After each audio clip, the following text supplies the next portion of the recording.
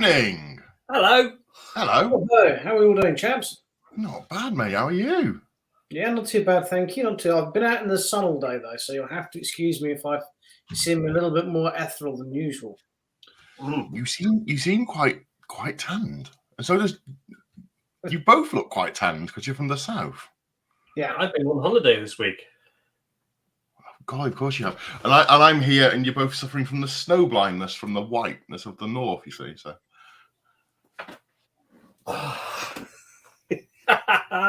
Do not adjust your cameras. Hey everyone, how about the British Grand Prix this afternoon? Oh, who won? Exciting? I haven't seen it. Who won? Do you want me to tell you? Don't say because people don't want to know. But I'm just going to quickly Google it now. Okay. One car didn't finish and ended up on its roof and bounced over a tyre barrier. It was extremely exciting, but happily no one was hurt. That was the Formula 2, wasn't it? No, in the Formula 1 race, we got literally to the first corner and there was a massive accident, about 6 cars very badly damaged. And one guy literally skidded on his roof halfway across the track and over the barrier. Did I ever tell you about the time I went to the touring cars with my mate Dino and we met professional touring car driver Tom Chilton? Yes. You did. I'm sure the viewers haven't heard this story, so feel free. No, it's not Trek related at all. It involves some rather foul language, so we'll save it for Let's Talk Trek Noir. But we didn't get thrown out, and that was a positive. Well, yeah. Evening, Mark. And hello, buddy. Ian Val, and our friend from America, who's currently there at the moment. Victoria, how goes the storms? Christoph. North America. Grand Prix is exciting. No spoilers, please. Never has ever a Grand Prix been exciting. So, Katie says, hi, hello, and I should look up Spa 1998, Richard, the opening corner. Have a look at that video if you want to see an exciting start. Oh, if you want to see if you want to see that, then go and watch banger racing. You know, if you want to see some skillful driving, go and watch the touring cars before they added ballast. If you want to schnoozle, to be fair, the Razzmatazz, I do watch the Monaco Grand Prix. That's a spectacle. But in general, I'm afraid that I find the F1 terribly dull. What my colleague is trying to say is, if you want to see exciting touring car races, watch touring cars from the 90s, when touring cars weren't space-framed new things that look a little bit like a car you could buy. They were actually cars that your dad was given as a company car. It was when they started putting ballast in the boots and that was the signal the end of it, really. But anyway. It's not. But when it was Cavaliers and Volvos, yes, and the days of it literally looked like your dad had some sort of breakdown and decided to soup up his Vectra.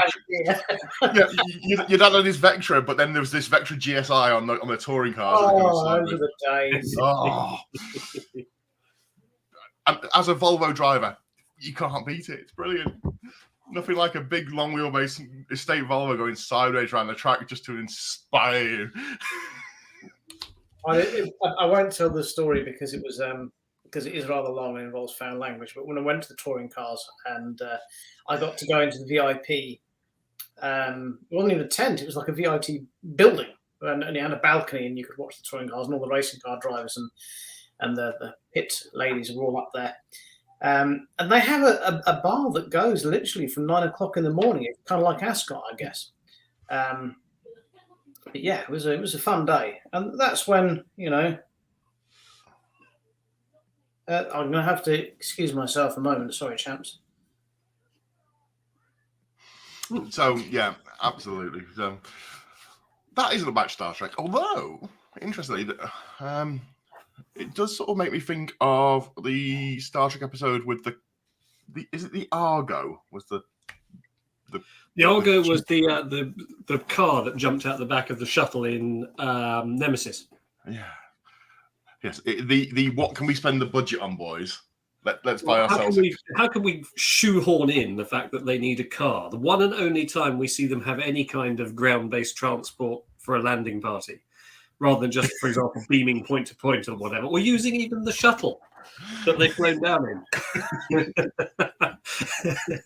It was just an excuse. Like someone said, let's have a scene where they're being chased around by people with cannons on desert buggies. And what we'll do is we're going to buy this buggy so that when we finish filming this scene, we can then buy it cheap back off the studio, because I actually want one of these for the summer. So they shoehorned it in so that it can be bought back. That's the only reason that scene exists. Yes. So, yes, that's the only time I can remember, apart from like episodes which include cars in like throwbacks to in holodeck episodes or anything. But the only one time I can remember a car. Well, there's the car chase in Picard season 2, isn't there, where Seven steals a police car. And, that's in the past, isn't it? Not in the future. Well, yes, but it's there present, isn't it? It's not a flashback, is I think how you were framing that. Yeah, true. And in the Star Trek movie, Kirk has a motorcycle that he gives away. Yes, but that's not canon. Fair enough. Right, so as you can see, there's 3 of us this week because Carl has 1, 2, 3 hosts of Let's Talk Trek. Lights. Hosts. Okay. Yeah. So, what's new this week, boys? What have we been talking? In the world of Star Trek this week. Well, I thought we'd do collectible corner first, and then we do. Has someone got a collectible? I have got a collectible. Oh, cool. Okay. Cheap. Let's run the feature. Oh. I can't walk out. 'Cause I know.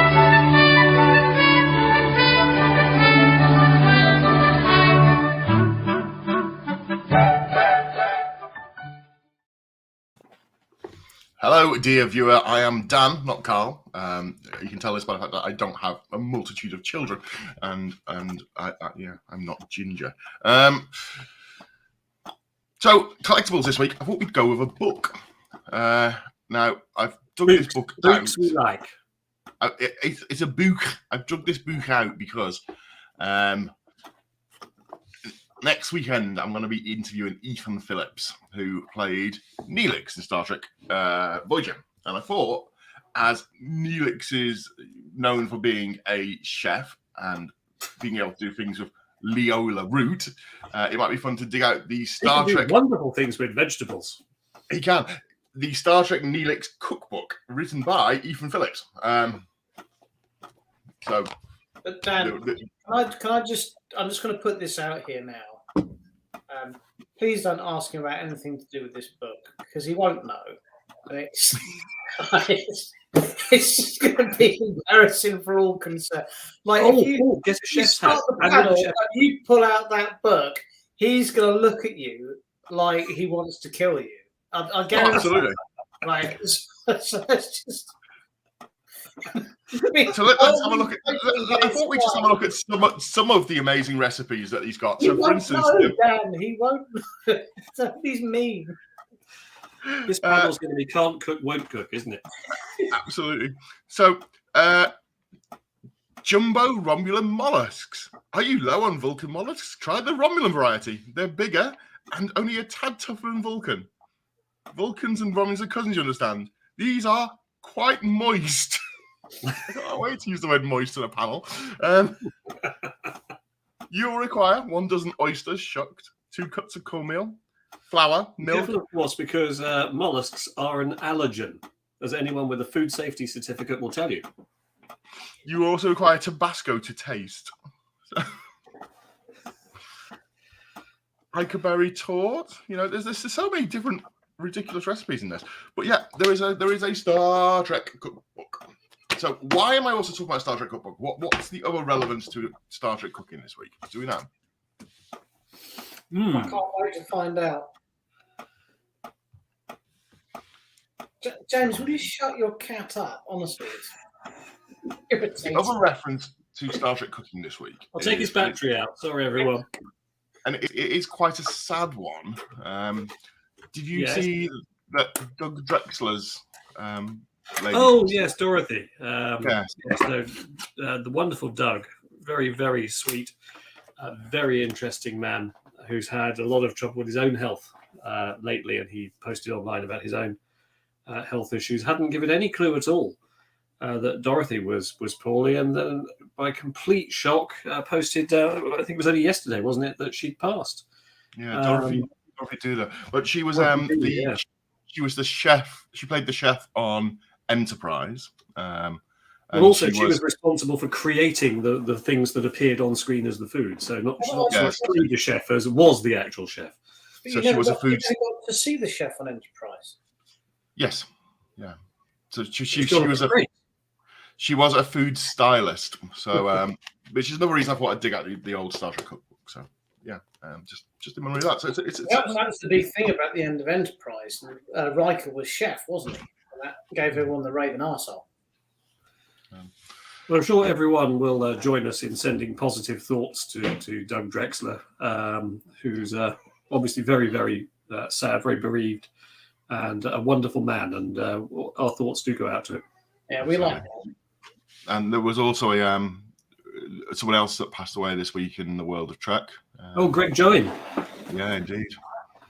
Yeah, a very, very talented model maker. Absolutely. Responsible for some of like the Star Trek. Responsible, I believe, for some of the Enterprise D stuff as well. And the Wand Company sent an email out. Those of you who are still wondering what's happening with their tricorder, they mentioned that they'd met with him because he possessed one of the hero phasers from TOS and allowed them to scan it for their phaser prop, of which, of course, I have it there, and that is, an utter thing of beauty. That if you're lucky enough to have one of these, they are absolutely gorgeous. Yeah, that's cast from his. Yeah, sad news. Yeah, sad weekend on third. Right, so let's have a look through the comments. Christoph says he's waiting for our bicycle or e-scooter episode. For the record, we went somewhere where there was e-scooters, and I said we should hire some and go around. And my two colleagues this side were like, "Yeah, no, we're not having an e-scooter. We'll fall off it." We point out the fact that we're not 14 years old, and we're not getting on we're not. They're illegal. No, they're not illegal. Like, so, right, you were with hire one, I suppose they're not, but any other scenario, they're illegal. While you were busy off lawyering, we went around Canterbury, and they give them out for free for students to travel around Canterbury, and you can pretend to be a student and just hop on one and then to drop it off at the next station. And Dan said, "I've got a great idea. Let's get on these e-scooters." And I said, "No." That's it. Really. We also said no. We also said no when we were in Portsmouth as well. Were there any in Portsmouth? I don't remember seeing any in Portsmouth. I was very, very drunk. We were very, very drunk in Portsmouth. Very terribly drunk. That was when I had to stop you to Scooter. Years like that. They were. There's a scene in Star Trek Generations when Worf is stood on the plank having to jump for the hat, and we had to stop Richard trying to recreate the exact same thing with HMS Victory. So, no recollection of this, but I'm not going to deny it. That was the evening when I tried to summon a winebulance because we'd run out of booze and we were in the mood to carry on, and none was to be had. Yes. You should have sent Dan on his e-scooter to the offie. Yes. Do you still have offies these days, or people just go to Tesco's Express? I don't know. I'll be honest, I'm more amazed that we went to an event hosted by the Trekkie Girls and we ran out of alcohol. So.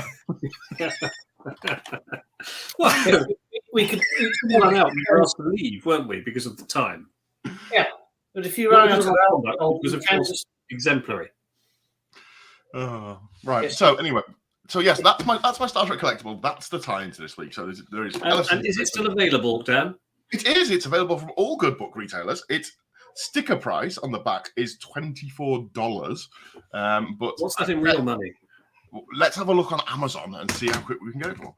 So, Amazon, because buying from them is better than buying from a physical bookstore, because physical bookstores don't need your money, honestly. Star Trek cookbook. So brand new, it's £12.90, or nearly new, shipped to your house. It is the grand total of £6. How much can you sell it on sex for? I believe it goes in exchange for 4 John Barrowman items. So. 4 Barrowmans. That's Kindle that's edition, pretty good, $5.99. 4 Barrowmans. Yeah, 4 Barrowmans. 4 Barrowmans. Yes, Unless, of course, you're the sort of person who spends a lot of money on Barrowman merchandise that's never arrived. I think know, that should be. I did get a refund on that though, which is nice. I think we got 4 pence back. That should be our new unit of currency when we evaluate items. Instead of in pence, can we have them in Barrowmans? Do you know how embarrassing it was to ask PayPal, can I have a refund for 25 or 30 John Barrowman DVDs? Do you know how embarrassing it is to have to type that email out? Oh, it's a shame they never arrived because I do have a shortage of coasters in the office, and when we're doing shooting in the garden, we're out of targets. Have you run out of interns? Yes. Well, so yeah, that's my collectible for this week. So let's have a look through the comments. I wonder what it's worth if it's signed by Ethan Phillips. Well, that's what Val's just put. He put, will he sign it for you? I'll be honest, it's either that or I'm going to dig out a wok and get him to sign my wok. I'd like Gok Kwan to autograph a wok. What would you use to sign a wok? Because it's non-stick. Isn't it? Sharpie. Paint pen. No, it's non-stick. Yeah, That's not going to stick to it. Well, put it on the outside of the wok. I could get him like with one of them, like a hot poker. And So my understanding is, and having read through the hosting notes for LFCC, it says that if you've seen it on stage before, then it's generally acceptable. It's been approved. That's sort of you know, don't get them to sing happy birthday to the public or anything like that. But most of you've seen has been approved. Now, the way I remember it, the first Destination Star Trek, John Barrowman. Don't go to the Barrowman. Don't go to Barrowman and Scott Bakula. John Barrowman got his I might bottom sue for signed. that. So the question is it acceptable to get Ethan Phillips to sign my bottom instead? it depends whether your junk hangs out or not, I guess. I mean, if you just sort of... He says there's a 99% chance you're not there to do that. If you just got one cheek out, like when girls get their boobs signed, they just sort of pull down a bit. If you just sort of got a cheeky bit out, you probably could. Amazing. Right. Okay. You would also need right. Moving on. Try and find a pen you're allergic to get him to sign you with, and then it might scar, and it'll be there forever. Most people just have a tattoo done over it, if that's your... No, all needles and that. Dan Jennings, how you doing? New viewer, welcome along. Strange New World is coming to a close next Thursday. Super excited, but also sad for how quick has that gone, Strange New World? We'll talk about that in a minute. Time flies when you're having a good time, mate. I couldn't agree with you more. I mean, super excited, yes. Sad for the end of the season. It feels... I think because it feels like Golden Age Star Trek, you feel that you want a good 24 episodes a season out of it, don't you? You really do feel like that's what you deserve. Yeah. I think we're in Platinum era Star Trek now. I think it is so good. Yeah. I mean, Richard's right, though. We wanted. The new condensed seasons that we seem to get are things like 8 and 10 episodes per season do leave you wanting more. But I get frustrated because we always try and have a balanced show. We try and stay, what CBS, Paramount friendly, whatever. But if we don't say what we don't like, then they don't have a chance to improve. And it is a bit frustrating. And I found it with Picard, and I found it not so much with Strange New Worlds, but when they have these condensed seasons, when there are episodes that are quite so obviously filler. If you've condensed it down, really, there should be no... I know the bar's set high, but really it feels like there shouldn't be any filler at all. But perhaps that's because the bar is very high. Some episodes are just going to feel like that. In the comments, tell me if I'm wrong, and I'll tell you why you're wrong. So let's have a quick look. Of course, as Brits, for many years, we've been used to getting 6 episodes of something a year as a complete season, and then seeing the Americans having 26, and we're sort of meeting in the middle a bit, aren't we? I mean, I watched them just to dip our toes into other franchises. Kenobi was brilliant, but that was only 6 episodes. Oh, it was wonderful. It was good, but again, I honestly felt a couple of episodes of those were filler. I really did. A couple of those felt like filler. I mean, I think the penultimate episode was my favourite. I enjoyed that. The finale was okay, but there was a couple in the middle where you're like, this is going nowhere. Wasn't it wonderful to see Joel Edgerton reprise his role, though, as Uncle, whatever his name is, that's looking after Luke? I thought that was wonderful. Yeah. Uncle Owen, yeah. Uncle Owen. Hang on, I'm going to have to go and get the child. It's screaming. Well, James goes and applies the brandy. James, execute Order 66. So while James does that, we'll have a quick look through the rest of these comments. So let's have a look. Katie says the character of Neelix gets a fair amount of flack for how odd and outgoing and exuberant and clingy he is. But I've seen it argued that it seems a lot like a trauma response. It's interesting you said that, Katie, because Dan and I have been batting ideas about for interesting questions that possibly you could ask Ethan Phillips about the Neelix character. And I've advocated the Neelix character quite a lot, and I feel that's the reason they made his character like that was purely for that reason. It was for contrast. I think he was always intended to be a very contrasted and conflicted character. And you reveal he's like an onion, you know. You peel back the layers, and underneath there's another little part of him that you didn't know was there. So I think you're on the money. That's a really good analogy, actually, Richard. I like that. He is like an onion. Yeah, like a Neelix-centric episode always makes me cry. So it's sort of like a shallot. One of the few collectibles I own is one of those two-piece TOS phases that James just lovingly demonstrated. Ooh. Beautiful piece, that. One day they might ask to scan yours and reproduce it, James. I always get annoyed. The thing that annoys me, I have a little tiny gripe with a TOS phaser that James is holding. My tiny gripe of it is this. I can't stand people that have this lovely collectible that it's heavy and it's expensive and it is a functioning remote control, and then stick a piece of Velcro on it and use it as cosplay. Seriously, buy yourself a Diamond Select one and use that instead. Do not use the expensive limited run edition quality one. Never to be repeated by the sounds of it as well. The one company have made it very plain when asked about reruns of the phaser. They just can't get the bits. People take that along and use it as part of their outfit for cosplay. Yeah, winds me up every time I see it. Right, if you're watching this and you do that, just stop it. Just stop it right now. Okay, love it. Buy yourself a nice Perspex case off of eBay. Doesn't have to be pricey. Doesn't have to be glass. Just has to keep the dust off it. Okay, keep it somewhere nice. Keep it out of the sunlight and keep the dust off it. That's all you have to do. Every now and again, like at a cocktail party, possibly you could whip it out and show your guests. Oh no, Richard! If you take it out in public, they will stick you in the dock, and you won't come back. And there's a Tory MP this week who will testify to that. So please don't take it along. Yes, precisely. Oh, James. Oh, look at that! This bell jar I found in Primani for £5 and that's there you go. That's all you need. That's all you need. Okay, just something to keep the dust off it, keep it out of sunlight, and you're done. Please don't take it around as a cosplay prop. Just don't. It's wrong.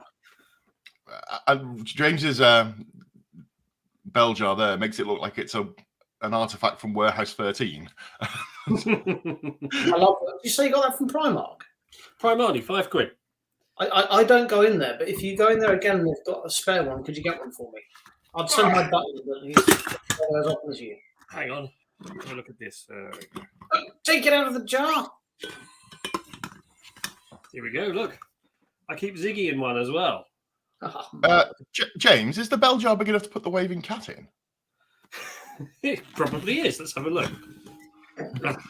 Welcome to Let's Talk Trek. What fits in a bell jar? Would it stop the noise? I probably wouldn't, no, because it would be tapping on the jar. Oh, look. That's beautiful. That's beautiful. You could sell it. This is the day, sir. Auction it. We could auction it off. Sorry, auction. We could auction it off. We could auction it. Look, there's the proof, everyone. Look. Sign the bottom of it, James. Put the Price £5. Ooh! I bet you a gold Malon Fraser would fit inside one. Yeah, probably. Yeah. Hang on, let's see. I've got a standard issue Malon Freighter. Let's see if that will fit.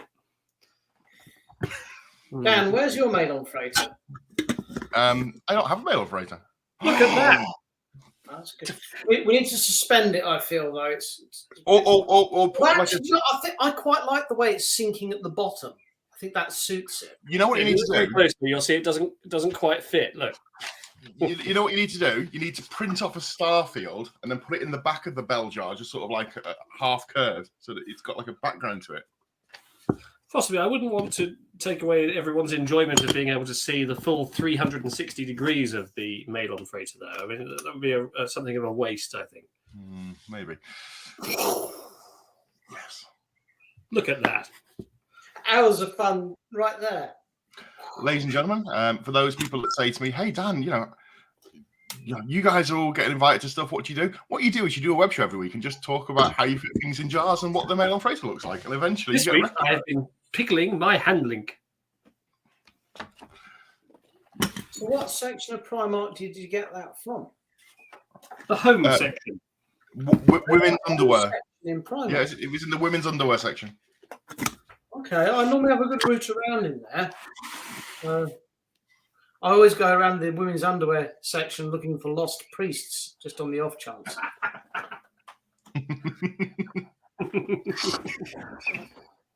Oh, now I want to go and watch Father Ted. Right. That would be an ecumenical matter.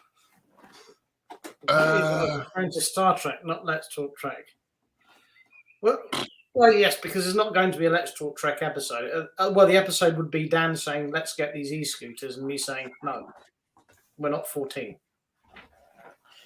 No, Mark, you're not for. Right, listen, I've got friends, okay, a grown man. He's a Trekkie. He's got a wonderful Trekkie tattoo called Bo, right? And he's 50-something years old. He recently injured himself on a skateboard. Why would you do it? He owns a car. Why would you go on a skating board?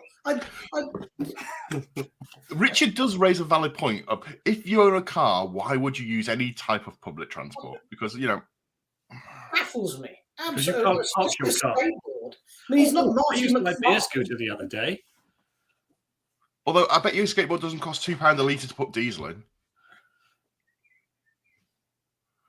Just saying. Upsetting. But beer does cost over £2 a litre. Not in Weatherspoons. That's where I fill up and then use my beer scooter to get home. Let's Talk Trek pub of choice. Nothing like a £1.95 pint. Right. The Dim says that 60p is I assume that's probably a order of the Barrowman. valuation for your book. No, it's a Barrowman. Yeah. Barrowman. 60 pence one Barrowman, then. Is that what we're saying? A Barrowman is 60 pence. That's maybe. Surely a Barrowman should be 69 pence. Oh, 60. Yeah, I like what you've done there. A Barrowman is 69 pence. Okay. Let me see what the cheapest Barrowman related item is on Amazon. I'll see your Barrowman and raise you an Elton. Oh, I meant to tell you. It's inappropriate for the show, but I gotta tell you. Okay, welcome to Let's Talk Trek Noir. So last night, put the alert up. Put the put the alert up. No, it's fine. Yeah, no, it's okay. Please be aware that the following program contains scenes which may not be suitable for younger children. Some parental discretion is advised. If you're easily offended, turn off that. So I'm in work last night. So my job, I have two, but my second job, I'm a nightclub DJ for a large nightclub company. And I'm in work last night, and there's a big stag party in. Okay, and the stag party have hired a little person. I thought that was illegal now. You're not allowed to do that. Tread carefully, Dan. They've hired a little person who's been handcuffed to the stag. But the little person is the spitting image of Elton John. And he was called Little Elton.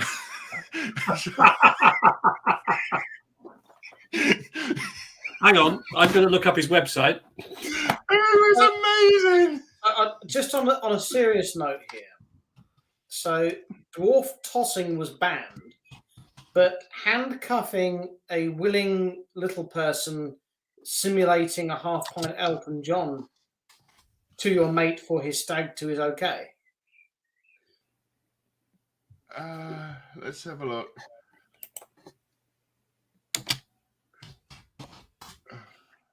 I mean, I'm happy to be handcuffed to someone if Wow. Yeah. I'm available for hen nights. If there's a group of drunken, scant-clad women that are going out on the town and would like a little person handcuffed to them, then I'm more than willing. I'm 5'7", which is, I suppose, not quite as small Elton, but relatively small. The website Dwarf Hire has an FAQ section, Dan, which says, "Can we throw the dwarf?" And just in case you're not clear on that, they put in brackets dwarf tossing. The answer, which is provided by the website, is this: no, unless you are putting on a safe event and the safety of our dwarves is not at risk. We need a lot of information for these events, so please send us an email. Well, yeah, Absolutely. So they get frequent requests. This was years ago. Let's Talk Trek Noir. So people our age will remember Darkest Hour and Devil's Advocate. Okay, so I used to love Devil's Advocate, and they had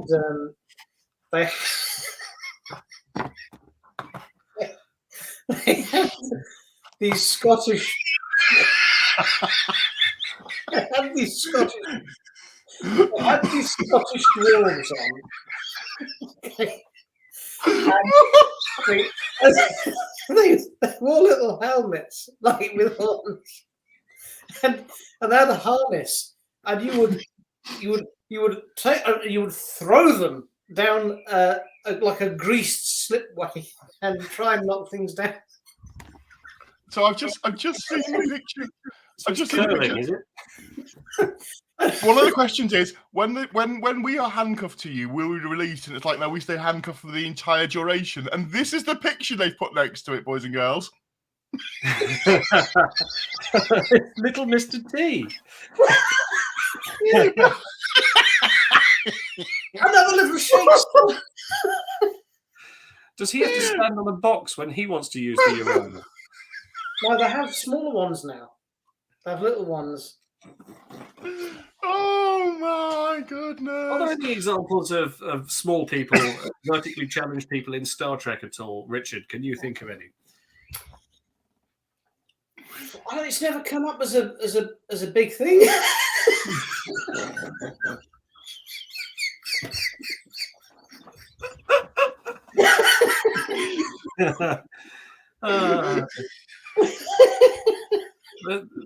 Buck Rogers was a wonderful series until you got to series 2, where it went completely off piste. But there was an episode where they had an entire cast of dwarves. If we're allowed to call them that. If not, I apologise and stand ready to be educated on the correct terminology. But yes, they were the baddies, and they're very frisky with Wilma. But then who wouldn't be? Well, I'm just thinking, isn't the Al Moraine episode feature someone of the little person community? Yeah. No, that's If Wishes Were Horses. That's a different episode. This is something that came up and semi-seriously. They've remastered Baywatch in high definition, so I've been introducing my children to that.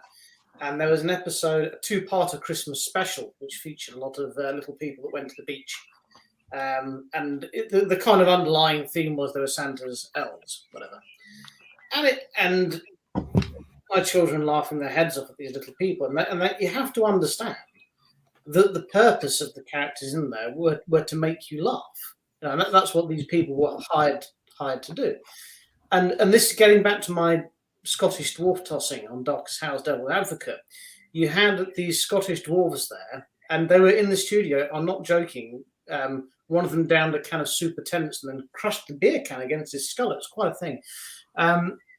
And they had this thespian little person who was French and had a translator there who did sort of Shakespeare and the arts and all the rest of it. Absolutely horrified with the way these other people were behaving. But they were like, but it's our choice. And this is how we're willing to use. If people view it as a disability, well, tough. We're going to use it as an advantage. We're going to use it as a marketability thing. So, in short, the community is very divided. I mean, should you come across a little person such as myself, don't just think you can handcuff me to you and go on a stag night. That's not the done thing.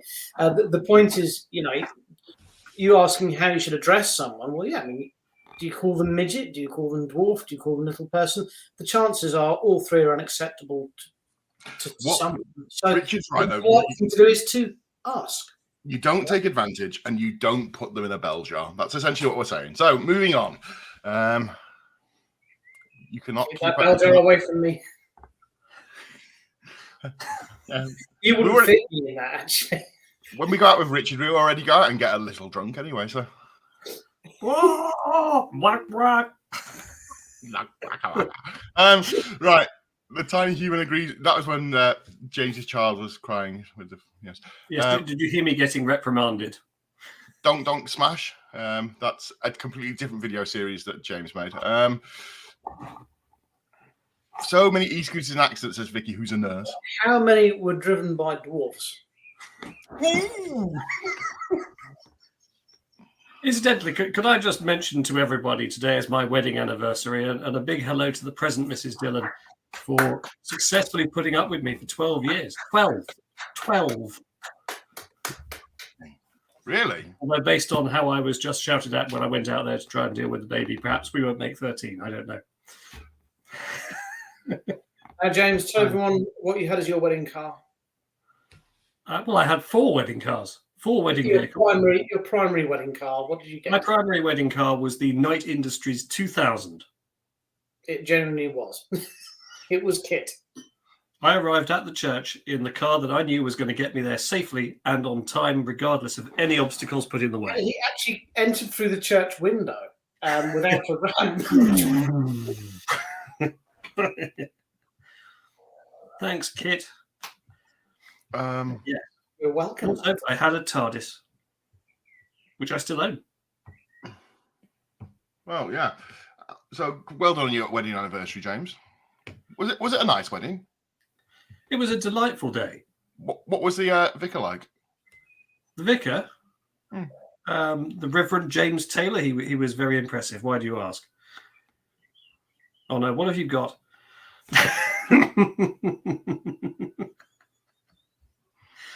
Horror at Comic Relief Eating Challenge. Wow. Yeah. Yet another tragedy strikes. Oh, dear. Right, let's have a look. Mark says he could use his bell jar for Trek pocket watches. Yes, you could. Yeah. And I'm sure you could speak to somebody that does 3D printing to print you a little stand to put them on. You can buy them off of little perspex pocket watch stands off eBay for comments. Linda is trying to advocate for public transport. What I use is this, which is a plate stand. The issue you have there, though, Linda, is that you have to A, be in the city, and B, be with the public. Both things I'm not keen on. Gosh. Good evening. Late isn't late here, right? Yes. Oh, hey, right. Judy, Okay. lovely to see you. Oh, yes. Better late than never. I have a quiz team that's called that. They come to one of our pub quizzes. It's all girls. Do they arrive halfway through the quiz? No, I think it's to do with lady things. I just figured it was still very clever. 4 foot. Judith is 4'10", so let's not go. Throw the tools.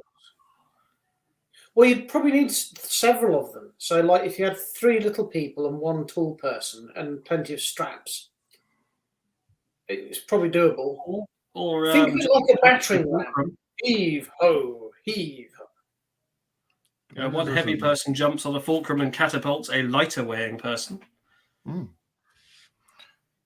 Well, there we are. Using physics.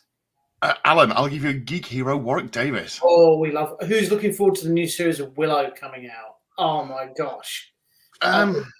I'm excited for it. I'm very excited for it. Did anybody manage to get Star Wars Celebration tickets? Didn't even apply. What's? I don't even know what it is. What is it? But it sold out about 10 minutes after it opened. It was like Glastonbury tickets. Apparently, it's a very popular thing. Mm. Well, either way, I'm looking forward to Willow because Warwick Davis is in it, and he's a fantastic actor. I loved Willow, and I mean, I really do. It's one of my childhood favourite films. And yeah, of course, Man Morgan, Val Kilmer's character, and it's pretty cool. But we all love Warwick Davis. He's just absolutely wonderful. I'm so excited to see this series. Don't stuff it up. Make it good. I've seen the trailer for. I saw the trailer for Andor as well. I wasn't overly smitten with that, to be honest. What's Andor? Because there's an Andor in Star Wars and Star Trek, isn't there? It's the Star Wars series. How many series are they putting out? They're really going for it, aren't they? Got Warwick Davis back in the wiki costume, have they? Oh, that's Endor. Endor. No, you got. I'm kind of with it. Endor. No. What are they called? The little Sasquatch people. Ewoks. Right. That's it. Yes, they're on Endor, not Andor. So let's have a look. We've got lots of happy anniversaries to James going on. Caravan. Alan, tried, failed. Apply for a press ticket. Willow's going to be awesome, apparently. It is if they have enough of the little Sasquatch. What are they? Ewoks. I like the little what they call the Jawas who go Watiti. Now, you want the Ewoks? Have you seen Caravan of Courage? No, it's amazing. I know it's up there with the Star Wars Holiday Special in terms of quality content. Oh, it's beautiful. It takes you on a journey of self-discovery. What Trek episode takes you on a journey of self-discovery? Oh, I don't know. I have to ruminate on that one. Dan, do you have an answer? I don't know. I'm trying to think. Leave that one to ferment a little, I think. E-scooters, e-bikes, and now Ewoks. Oh, Frame of Mind. Oh, you're a fan of the old Frame of Mind episode, aren't you? Yes, I like Frame of Mind. I like Tapestry. Where Picard meets a lad who is potentially going to be his son. Oh, yes, yeah. Yeah, and he's sitting on a cliff top talking to the son in a holodeck and says to him, absolutely straight-faced, one thing is certain, though. You'll never look at your hairline the same way again. I think one of the episodes that resonates with me a lot is Tapestry. And I've gone on about how good I think Tapestry is several times in this show, but it's one of those, it's like, I think everyone has the thought about what if. But Tapestry is the story of you wouldn't be the person you are now if you hadn't had your experiences and things happen in the past. So, well, of course, it's a remake of It's a Wonderful Life, isn't it? Yeah. Which is a wonderful film. But with Q instead of Gabriel. Clarence the Angel. Clarence the Angel, yes. Clarence. if there's one moment in if we can keep it, if there's one moment in your life that was life defining in this, and I'm talking about in Star Trek terms. I mean, for me, it was probably the very first Destination Star Trek that happened in the UK at the Excel in London, before I met you guys. And as soon as I heard it was happening, straight away I just went, I'm going to go to that. I don't care if no one goes with me. People know I've got to go to that. I really want to go to it. I want to go and experience part of the fandom. Yeah. And like, if I hadn't have gone, I never would have met you guys. And I didn't meet you guys at that particular convention. But the point is, if I hadn't have taken that kind of leap. So if you're watching the show and you've never been to a convention, go. Absolutely. And we do all owe quite a big thing to the first Destination Star Trek, Yeah. Yes, Riker's Beard would not have existed without it, and after that, the Trekkie's Guide probably wouldn't have existed either. And James would have so much more space in his office. It's true. Well, I have far fewer new friends. True. Let's have a look. Paul, totally agree, Dan. It does make you think about life, etc. after watching it. I also love the episode with Nog, where he stays in the holodeck and Vic tells him to get his arse out into the real world. Absolutely. Very much a recovering drug addict episode. So That's we have nattered for 45 minutes about some random Trek stuff and random stuff, but we're going to quickly talk for the next 15 minutes about last week's Star Trek Strange New Worlds. on the subject. brilliant. Drugs. Go on, and I haven't got any slides for this. I didn't bother to prep anything. Okay, so last week's episode was the Elysian Kingdom, which was basically a romp for the cast to have a sort of fairy tale costume drama, step out of their characters. Oh, hang on, we need the spoiler thing, don't we? Spoiler. Quick.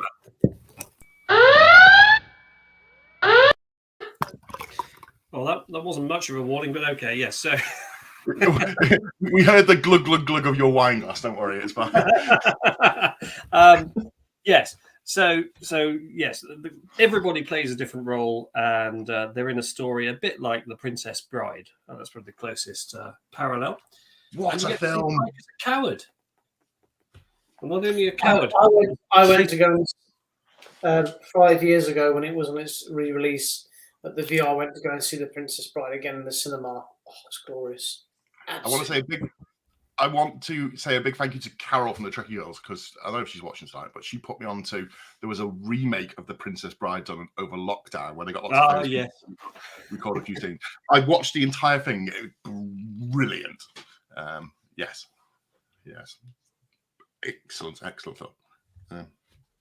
There were some stunt ladies who all did a film in a similar vein, where they would all sort of go up to the camera and punch the screen and stuff, and the next one would go raw and roll away and punch it. And yeah, very clever. A lot of people did some very clever stuff over lockdown, didn't they? Including us. I did a video about the Tiger King, which incredibly cracked up nearly 25,000 views in the end. It's really astonishing. I can't believe it. And there we are. Oh dear God! Right. So yes, last week. What did you think of last week's episode, then, Richard? I liked it. I liked it. I mean, it was for me the second weakest of the series, but that's by no means saying it was a poor episode. I think what they've done very well with Strange New Worlds is they've found balance, and I like the fact they darker episode, lighter episode, darker episode, lighter episode. You know, they try and find a bit of balance with it. I'm wondering if next season they're going to be kind of like TNG again, throwbacks to the golden era. Are they going to be a bit braver and go for like a 2-arc episode, maybe? You know, and if they've got a really serious one, you've got the Gorn, a fully grown adult Gorn reveal. That's got to be a 2-parter in it. That's got to be a seriously hardcore noir episode of Strange New Worlds. Well, we know that they've wrapped production on season 2 already. Without trying to get into the boring stuff of it, when they say they've wrapped stuff, they haven't. The amount of reshoots they do. I mean, we've talked on Let's Talk Trek before about the downfall of shooting it all in one go and then not being reactive to episodes coming out. They do a lot more reshoots than I'd even guessed. The amount of reshoots that the actors have to sign their contracts to come back and do to tweak things. So the kind of the framework is there, but a lot of what is down now is not what you're going to see, because they do a lot of pickups and reshoots. So fair enough. I think it's one of those as well. It's the fact that we have.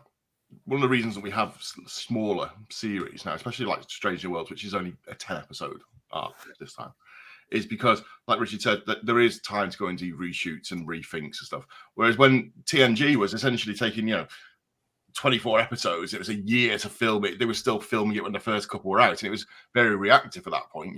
It wasn't a case of we'll go back and tweak this. It was like, let's see how the audience responds to episode 1 while we're filming episode, I think as well, there's a lot to be said for the conditions were a lot worse for the actors back then, and they are better now. They look after the actors a bit better than they used to, which is can only be a good thing, I think. some of the horror stories, not so much on DS9, but some of the horror stories you hear about the way they were treated on TNG were just absolutely, especially the characters had to wear makeup. It was just awful. It's just really bad. So a good thing, I reckon. Yeah, I mean, there's plenty of stories online. Like Denise Crosby said quite a bit how she was treated on TNG. Yeah. Interesting. So yeah, I mean, last week's episode for me wasn't a massive fan of it, if I'm honest. The trouble is, I think it's getting back into that episodic mindset for me again. It's that whole, self-contained episode thing. When I've been watching so much DS9 and rewatching Discovery and rewatching Enterprise with its like season-long arcs in it, it's just like it felt like filler. It felt like a filler episode before the end of the season came up, and it was filler, Dan. And if I were to tweet something about it, I love that they all got to wear costumes and play different characters. Oh, who saw Anson Mount in Doctor Strange, by the way? It's nice to see him popped up in the Doctor Strange film. It was nice to see them all play different characters. I just felt the story was a bit shit. It just kind of didn't go anywhere. When it finished, you didn't feel like you'd learned anything. It was just very. It felt like a manufactured episode. There was nothing original about it that every other episode has really managed to deliver. But TNG did have its very, not TNG, TOS did have its very, I want to use the word camp. It's very camp episodes like that. You know what I mean? That were somewhat over the top and. Yeah, but you always had a theme. What was the episode with the Riddler from Batman? What's his name, James? Frank Gorshin. Yeah. So you had with the people who were black and white down the middle, but one was black and one was white the other side. Name of the episode was "Let That Be Your Last Battlefield." And my goodness, I mean, what a benchmark of track to set! What an incredible piece of track. Which, from the if you look at it, sort of, and I do hope in 30 years' time, people will look at it and think, "Oh, that's a bit silly. That's crazy," because I hope that racism will be a thing of the past by then. If you're going to do a fantastical kind of weird episode, great, but let's teach us how to be better humans at the end of it. That's what Star Trek used to do so well. And when you're doing a fantastic episode like this, you've got a bare canvas to sort of teach us how to be better people. And it felt like they didn't take an opportunity to do something a bit deeper with it. Yeah, it's. I mean, it was certainly. I'm going to give it another rewatch. I'm actually going to give it another chance, and I'm going to rewatch it again and just see if maybe I might be tired. I might not have quite been in the headspace for it. I'm going to just give it another shot. The season has been really good. I think that I'm judging it a bit harshly. I was probably a bit exhausted when I watched it. I'm going to give it that extra opportunity again. Isn't it nice that they seem to be giving individual cast members an outing more in the first season as well? I think that's well done. Because I don't know his name. The chap who plays the Doctor, I absolutely adore his character and the actor. I think he's superb. I'm in love with his voice. I think he's just wonderful. I wish he was my Doctor. He's absolutely fantastic.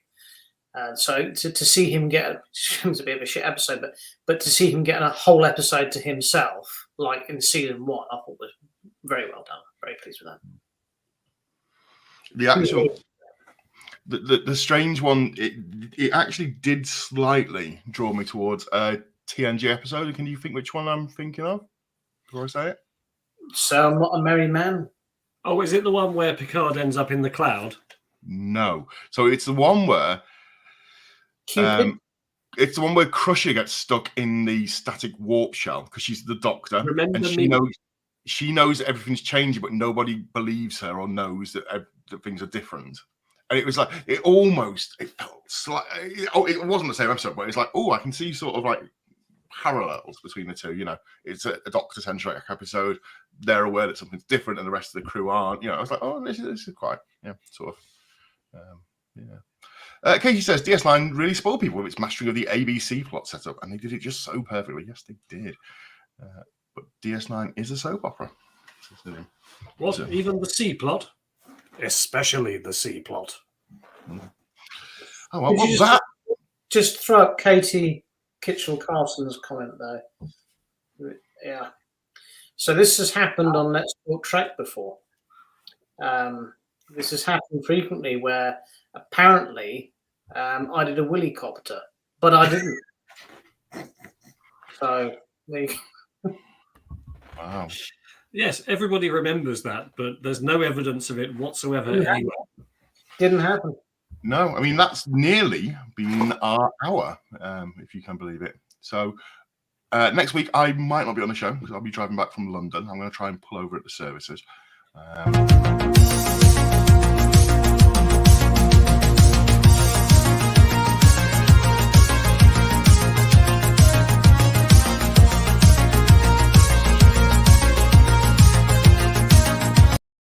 Which services, Dan?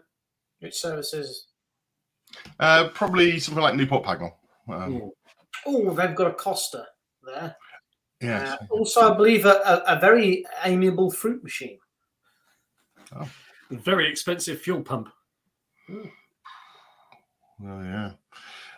So I'll try and jump on the show next week. If not, I will be going live on Facebook a couple of days. So keep your eyes out. I'll be live on Facebook for some bits and pieces. So you should see some backstage stuff from London Film Comic Con on Facebook. Keep your eyes out for that one. There is more Star Trek Strange New Worlds to deal with. I think, but before we go, I think myself and James, and I think everyone who's watching the show in the comments would like to lend our support to Dan on his venture next weekend.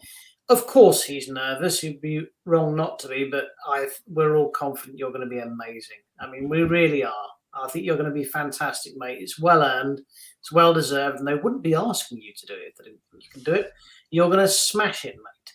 Enjoy yourself as much as you can. And if anyone watching is there, make sure you give him a big cheer when he comes on. Oh, if you're there and you see Dan and you don't cheer him, then I'm going to willycopter you. You got seriously. If you're wondering who I am, when you get there and you look at the stage and you think, "Good God, Tony Lee's put on some weight." That's me. A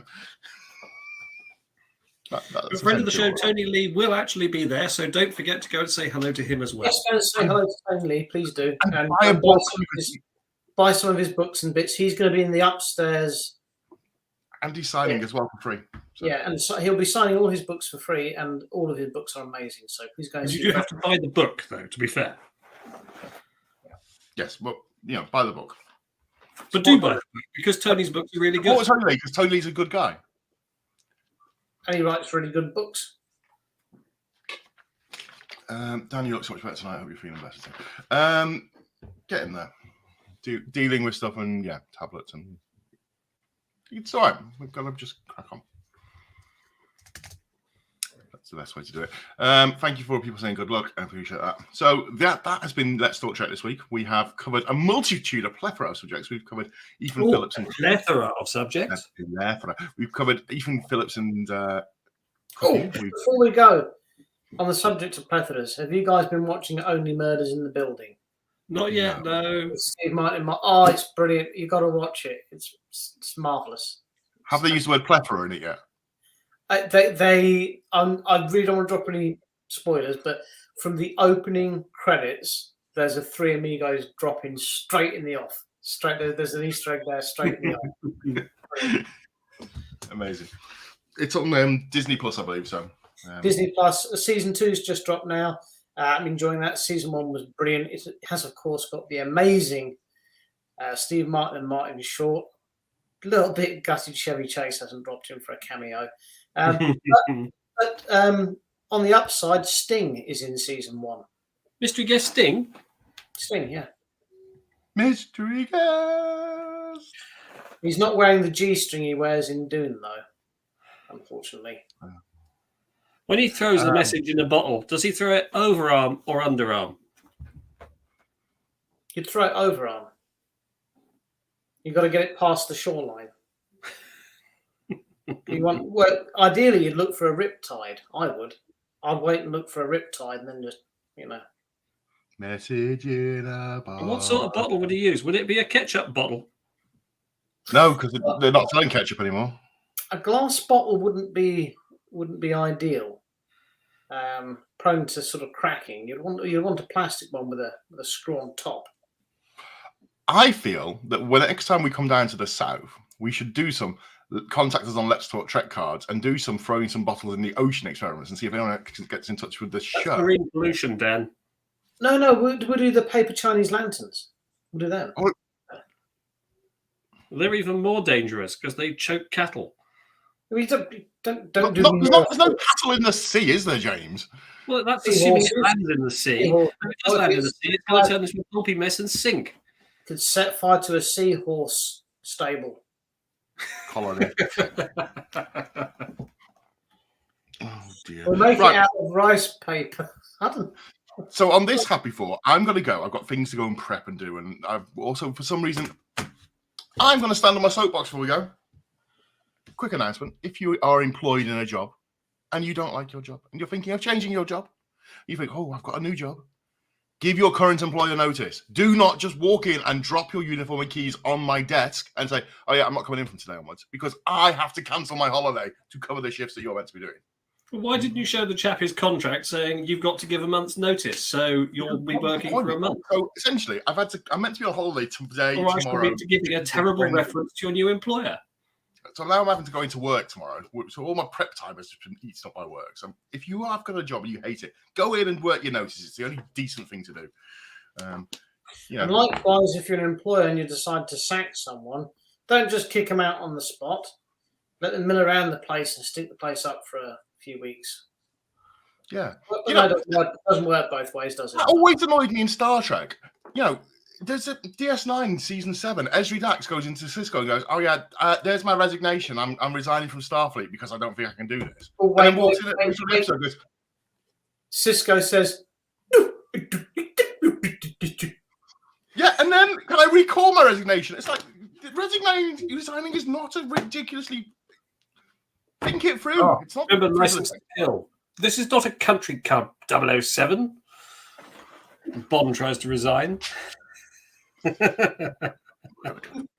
There's my Commander Cisco and put it.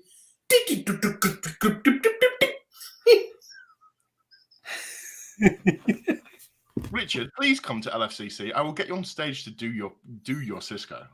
Well, if he's not going, then.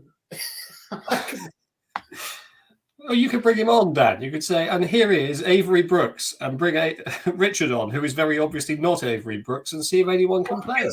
Purple sunglasses. He wears purple doesn't he?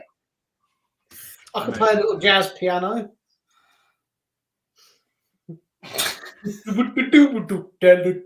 Now, before we bring him on, everybody know that Avery Brooks has gone through some personal changes, but he doesn't like to talk about them, so nobody mention anything. Or you could just say that, I don't know. For example, he's 2 foot shorter. He's not that tall, is he? How tall is he? He's quite tall. Is he? Yeah. 6'7" or something, isn't he? Is he Michael Dawn tall? No, you can't do that, Christoph. Oh, God, no. No, that ruined the joke, Chris. This isn't the episode. Let that be your last battlefield. No, you can't say I've been down a mine. Now, what you've got to Oh God. Where was I? Yes. What you have to remember is that Avery Brooks might not be particularly tall, but I am quite short, and I don't think we're going to pass it off. Even if I enter the stage on an e-scooter. That is the joke, though, isn't it? There's the joke. There's the rub. Okay. Right. If you speak with, I don't know, a broad Newcastle accent, for example, it'd be funnier still. A broad Newcastle accent. Oh, like Spender. Why, man, did you like me in Deep Space Nine? Like Spender, like Jimmy Nail. Exactly. Yeah. Yes, you. Right. Well, I'm going to go, and I'm going to go and research how to make jambalaya. So, Well, Avery Brooks could help you with that. How would Avery Brooks say it, Richard? What to make my jambalaya? and he's also got the secret recipe for his gumbo. Oh, My gumbo, gumbo. dangerous. My jambalaya. My grandpa always used to say to me, the way to a woman's heart is to her stomach. Now, would you like to try some of my jambalaya? And on this amazingly terrible, oh God, here we go. Thanks, viewers. Which, astonishingly, is the same height I am whilst I'm stood on an e-scooter. I definitely. Hang on.